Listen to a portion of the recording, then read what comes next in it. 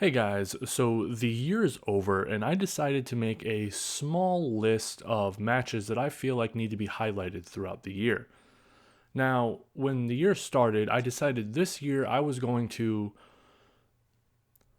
keep track of all of the matches that I thought were match of the year contenders to make my match of the year contender award at the end of the year much easier. But as some of you may know, we had this whole move situation that lasted like months long that kind of was not very expected and was kind of a huge bother. And during that, I kind of lost track of the notebook I was using, and I really didn't have the time or the energy or the motivation to kind of really keep track of that anymore. Well, so all of my information about like the best matches in my opinion of this year really only went up to like June. So for this video, most of the matches are going to be from January to June, and I have a couple that happen afterwards, but not as many as I would hope. I have kind of 10 matches that I want to really talk about, and one kind of honorable mention. There's no way for me to really list these in best to worst or worst to best, so that's why it's not going to be a top 10. It's just going to be best Stardom matches of 2019. Another thing is, I'm not going to be mentioning any matches that involved the 5-star Grand Prix or the Tag League matches because pretty much every match during those is worth the watch. So I'm just going to say right now, pretty much just go watch both of those tournaments and you'll be pretty happy with any match that you pick. So none of them are going to be on here. So let's get to it. The first match on this list is one that happened on January 14th, a match between Momo Watanabe and Tam Nakano for the Wonder of Stardom Championship belt. At this point, it's kind of unfair to choose Momo because we're all kind of aware that her title reign with the white belt was absolutely legendary. Pretty much every single match that she had with that belt was top notch. Then you add in Tam Nakano, which, of to no surprise, put on an absolutely phenomenal performance in this match. As you all know, I put Tam Nakano really high up in terms of ability in Stardom. I made her the, I think, third most overall wrestler in Stardom behind Kotetsu and Mayu.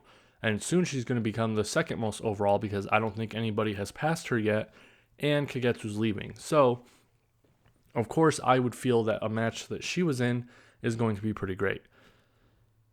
This match was more than just a title match, though. It was multiple layers to it. Kind of like an onion.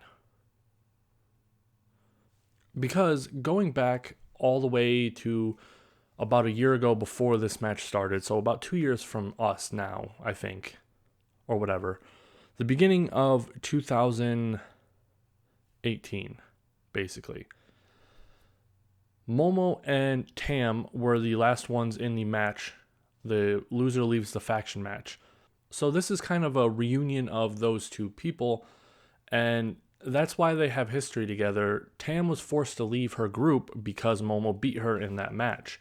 So anytime they kind of have a singles match against each other, there's this underlying story to it where they might not portray it as well as some of the other underlying stories, but there is something there. This match followed the typical Joshi big match wrestling style, whereas it had kind of a slow start to a ultimate build to an all-out war towards the end. The reason why this made it to the list, though, is because their slow build was absolutely hard-hitting and impactful. There really wasn't a slow build. It was really great for both of them right from the beginning. Momo's kicks and drop kicks were hard-hitting and impactful right from the beginning, and Tam was doing her best to try to fight back. It was phenomenal.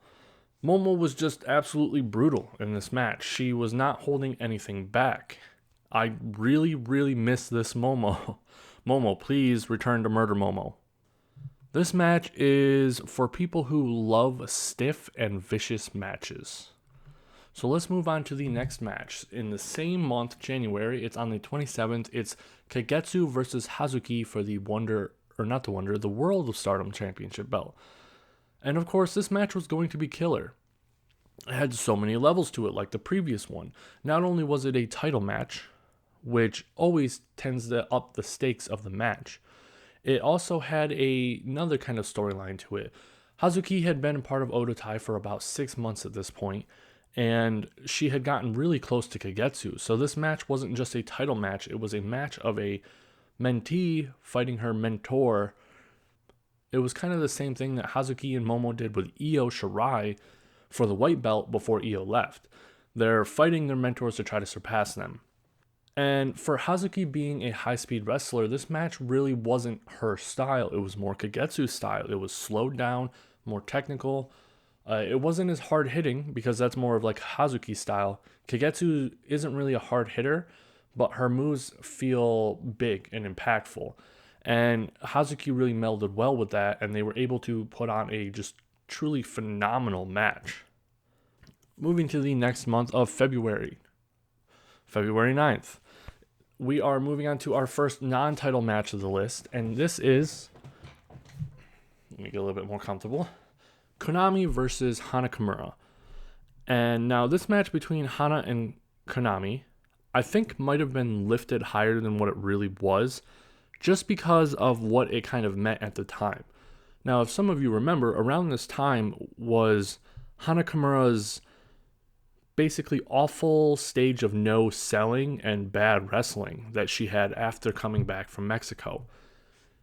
And I've not been shy about how much I hated Hana during this period. It got to the point at one point that I hated her and didn't like her so much that I was seriously hoping that the rumors that she was planning on leaving Stardom permanently were true. I know, saying that nowadays, it'd be almost blasphemy with how good she is. But back then, there was absolutely no redeeming qualities of her new character. Well, this match was kind of the beginning of her change to what she is now. At the time, I didn't really want to fully believe it because one good match doesn't mean you're back. And remember, this is after the stinker of a match she had with Kagetsu for the red belt, which was terrible because of Hana. So I was like, wow, this match is really, really good. They both put on a phenomenal performance. And remember, this is Queen's Quest Konami, not TCS Konami. So this is back when her charisma and personality really wasn't anything, and she was just kind of there. But she always put on a good performance. Her performance in the ring was never questionable. She was top level talent. But the best part of the match and what really helps this is Hana selling.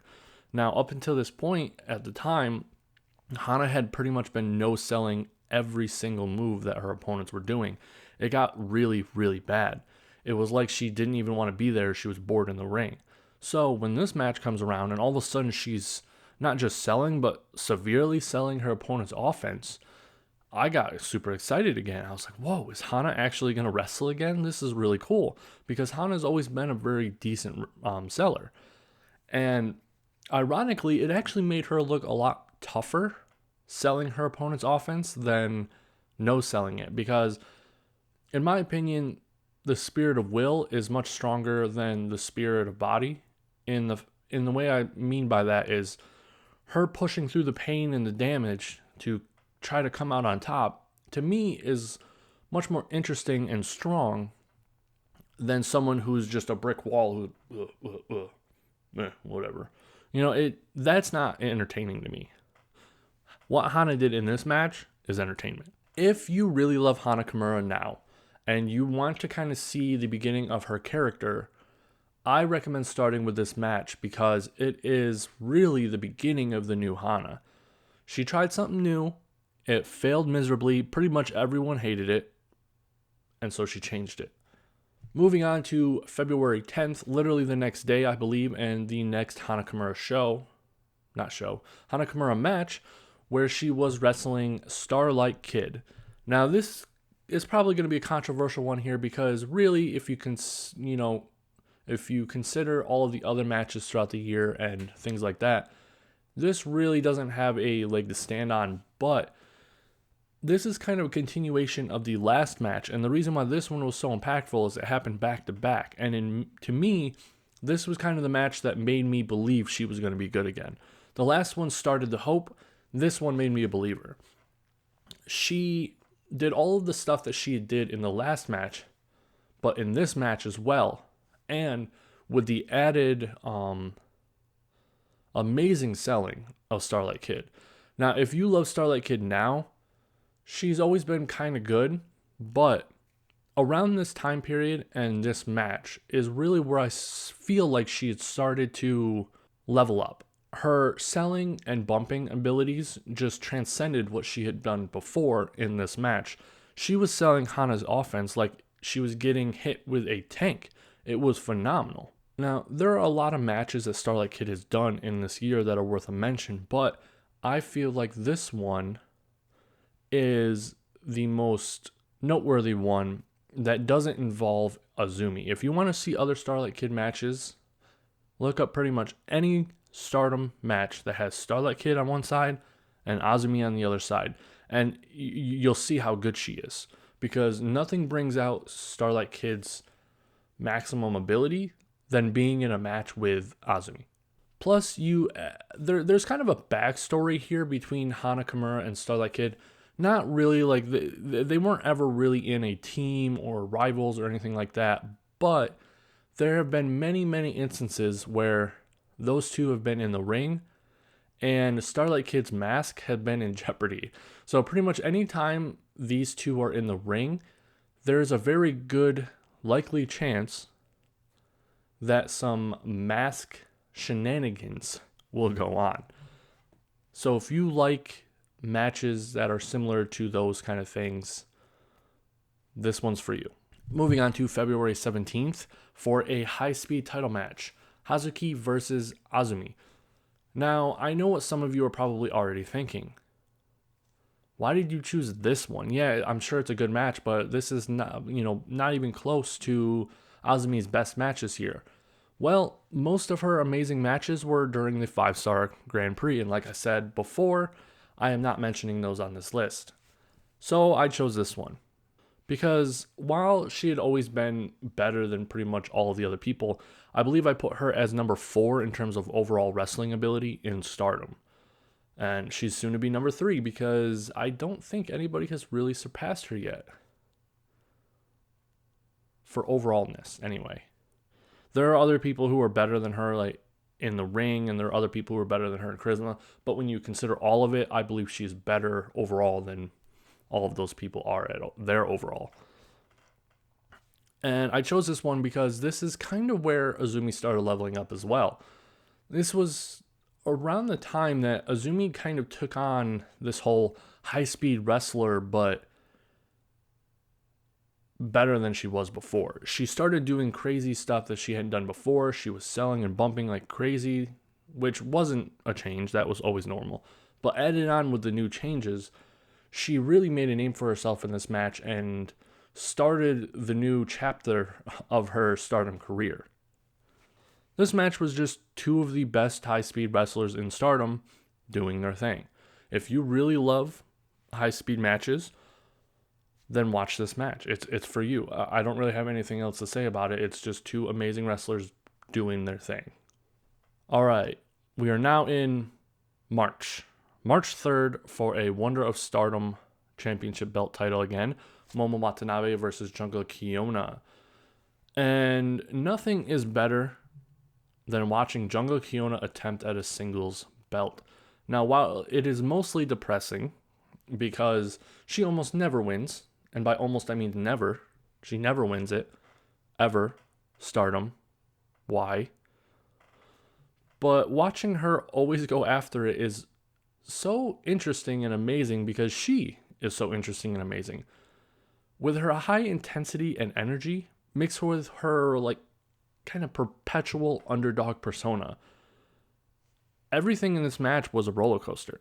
This one was no different. As some of you may know, Momo and Junko have a lot of history together, more than some of the other wrestlers that I've mentioned. Back way in the back, before 2017, back before Queen's Quest was a thing, before Momo had turned into a murderer, she used to be a bright, smiling, cute baby face. And one of her main partners was Junko. those two got really, really close. They would always wrestle together. They were in a three-way team with Hiromi Mamura called the Rookies.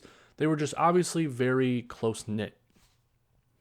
And when Momo betrayed Mayu to turn on all of the good people of Stardom and join Queen's Quest, she got pretty nasty towards Jungle during it as well. Jungle was pleading with her, wondering why she wanted to do this, and Momo was just laughing in her face, saying, I don't need you anymore.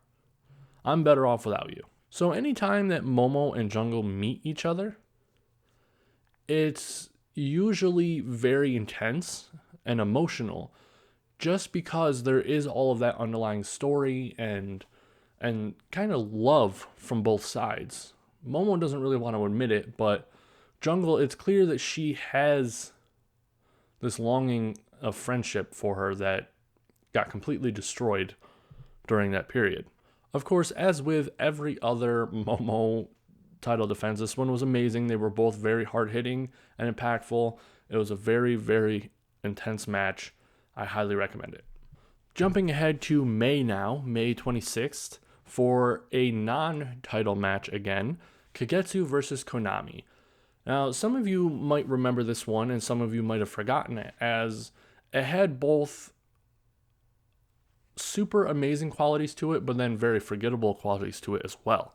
On the strong quality side, this is one of the most technically perfect matches in Stardom over the last couple of years. They put on an absolute amazing performance here of technical masterpiece. I loved every bit of it. It was amazing. Konami doing her thing. She is by far the best technical wrestler in Stardom, even back then.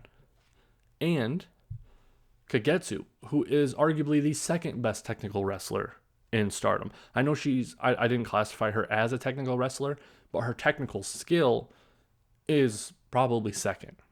These two meeting in the ring for a long technical match where they just tried to get the one up on each other was nothing short of amazing. Watching it, even know how long it is, it didn't feel that long. It felt at least half as long as it actually was. When it was over, me and my dad were watching it. We just kind of, wow, that was an amazing match.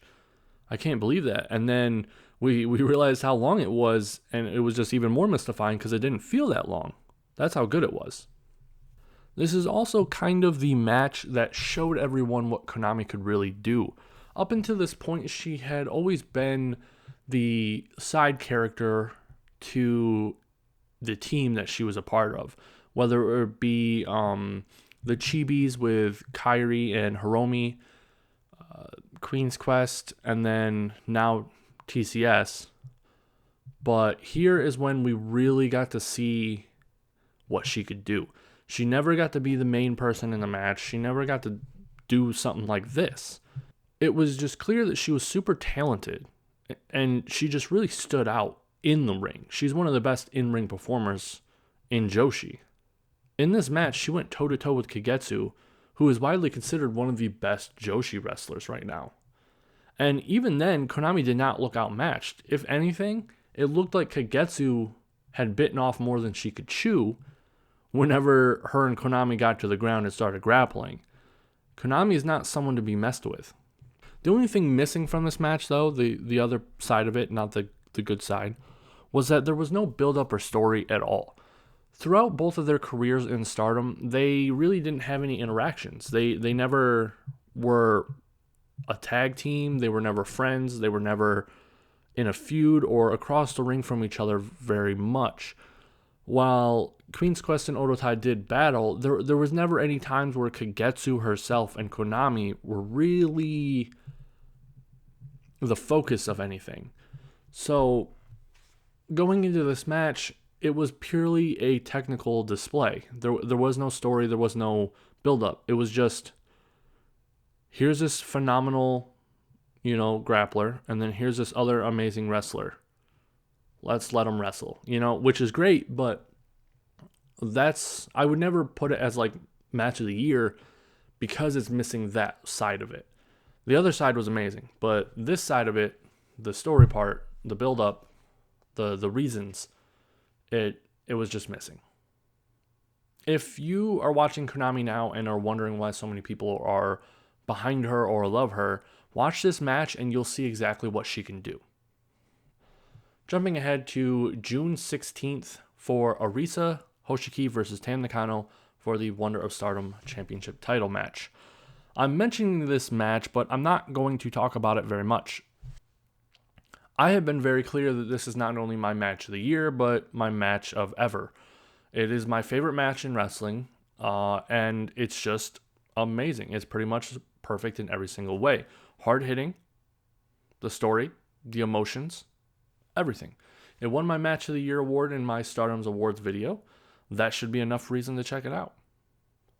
If you want a more in-depth look at the match, though, I have two videos covering it. My 7 years in the making Arisa versus Tam video, where I go through their whole storyline leading up to the match.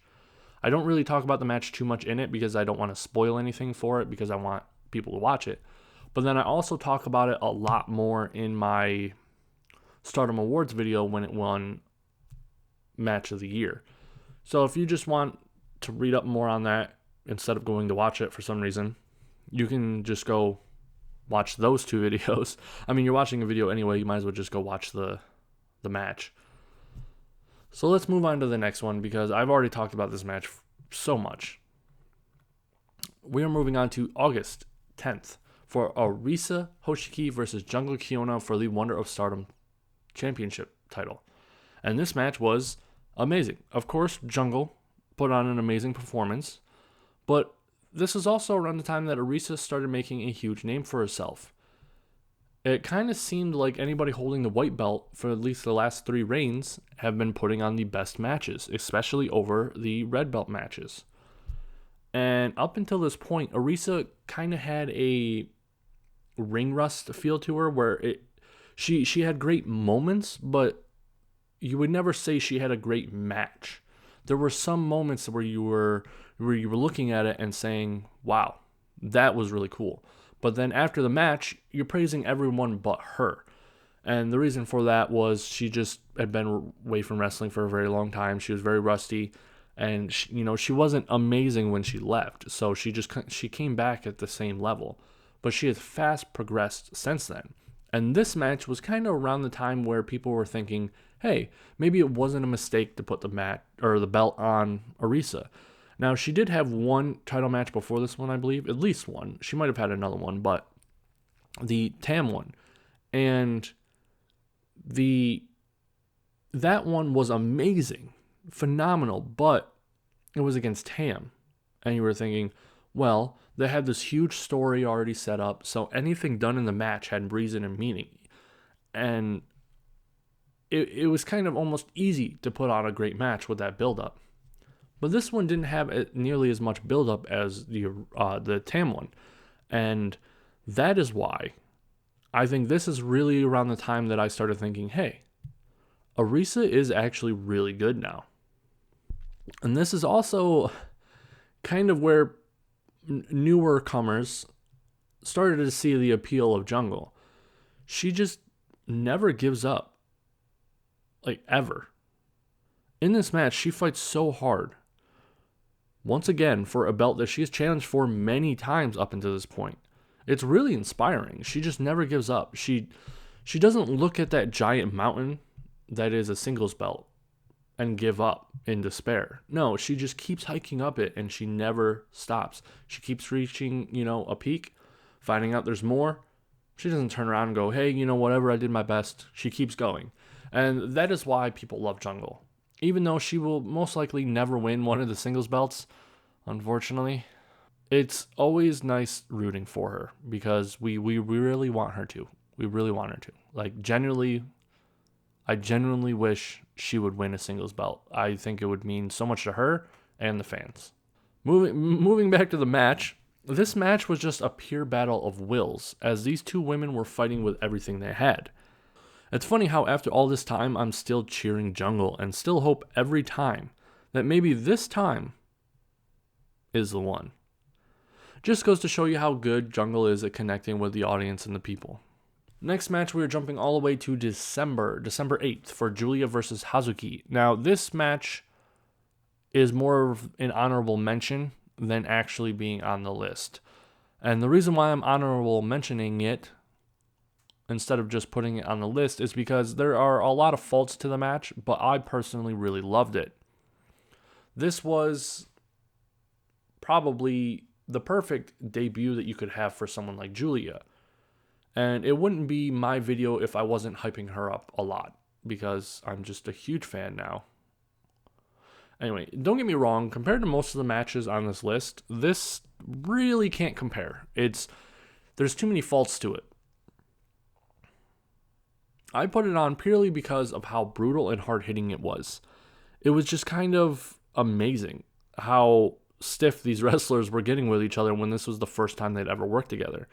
Now, there were a couple snafus, though, and that's why this should be taken more as an honorable mention.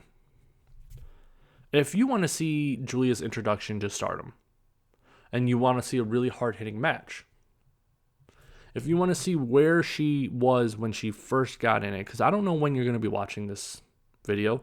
Maybe you're going to be watching this video as soon as I upload it. Maybe you're going to be watching it a year after I upload it, and Julia's this huge star who's amazing or something. And you want to see, hey, I wonder what she was like back when she first joined Stardom. Watch this match.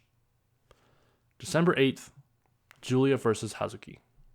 Now, with the last match on the list, on the Stardom year-end climax, Julia and Nakamura met each other finally in battle. This match, as most of you know, is one of my favorites from the year. It has everything I love for a match.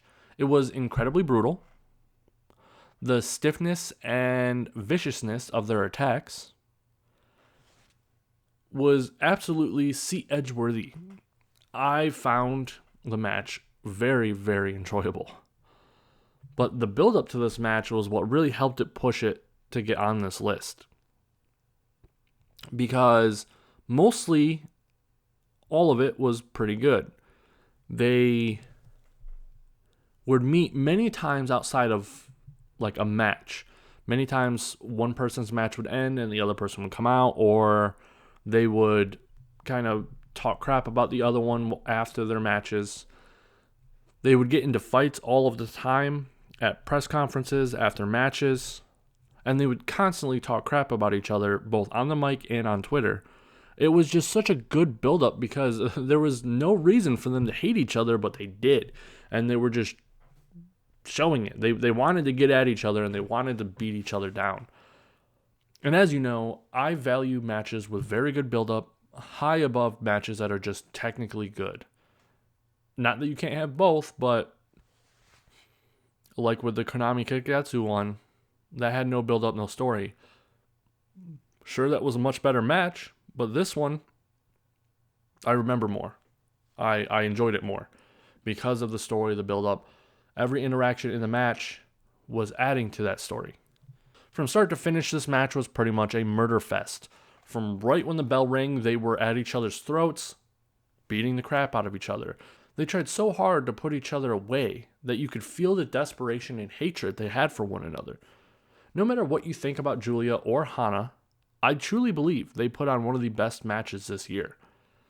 I remember even saying that this was probably one of my favorite matches this year. I don't know about second, but definitely top 5. So there you go, guys. Some of my top picks for matches this year. Of course, there are lots that I left off and didn't include, like any matches during tournaments and whatnot, because I feel like those are easy choices. And if any newcomers are coming and watching my videos to try to get into Stardom, of course, the first thing you're going to look at is, hey, do they have huge tournaments? I'll check those out. Oh, there's a singles tournament where everyone gets to wrestle everyone. Even better. Of course they're going to go towards those. Of course they're going to gravitate towards those matches and watch those. These are the ones that I feel like could get missed by someone who doesn't really regularly watch Stardom. Or for someone who just kind of watches Stardom but doesn't get to watch it too much. They might want to, just know what matches were setups for things, what matches were the most entertaining, things like that.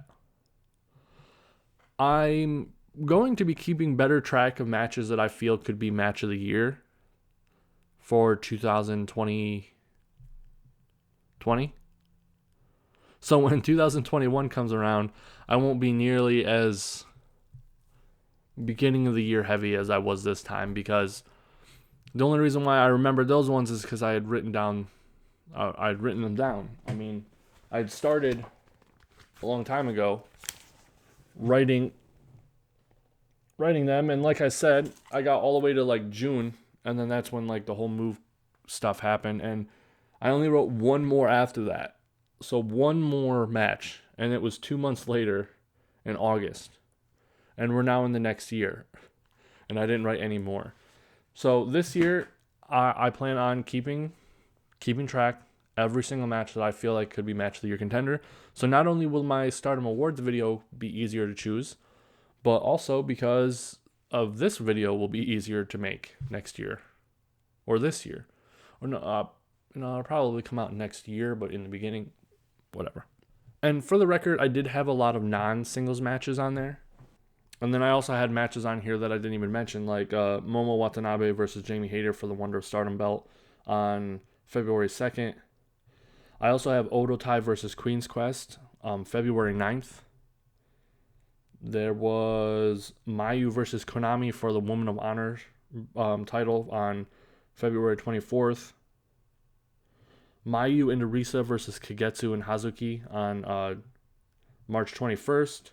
And then Momo and Utami versus Myrrh and Miyagi on March 21st.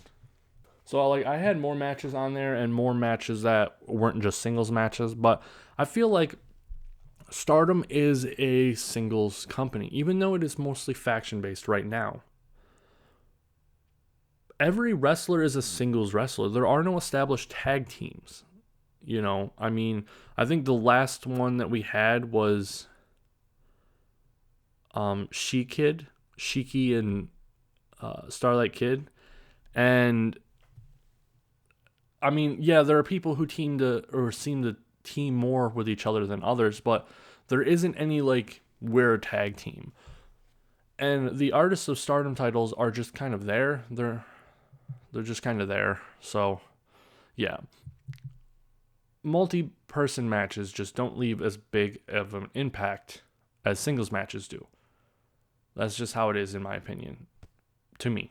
So, and there are a couple of people who got left off the list just because, you know, it was bound to happen. Like Saki Kashima, I feel like she always puts on a phenomenal performance all the time. But what feuds or, you know, anything like that has she been in this year? One, against Sumire. And I love Sumire, but Samire's never going to make this list. I mean, she's not top tier in the ring. I think we can all agree on that, right? I mean, she's pretty mediocre. It's her other abilities that make her great. Her charisma, her storytelling, her ability to have fun. And I just feel like the best matches of the year aren't going to be comedy matches. Or else I would have said like Mask Fiesta, you know, because those are always awesome. Or the Costume Change Battle Royale, which is that's one of the few matches I actually go back and rewatch, both of them, both years Costume Change Battle Royale, because they're so good. So tell me what matches you guys would have added, because I don't want just this video to be a good guide for people. I mean, any match that you comment, someone's probably going to check out. At least one other person's going to read it and go, hey, that sounds cool. So let me know what matches you guys would have mentioned that I haven't mentioned. You can mention ones that were in the tournaments if you want, but I feel like I said, those are just easy targets that you really don't have to recommend people. They'll just kind of find on their own. Hopefully this video was very useful.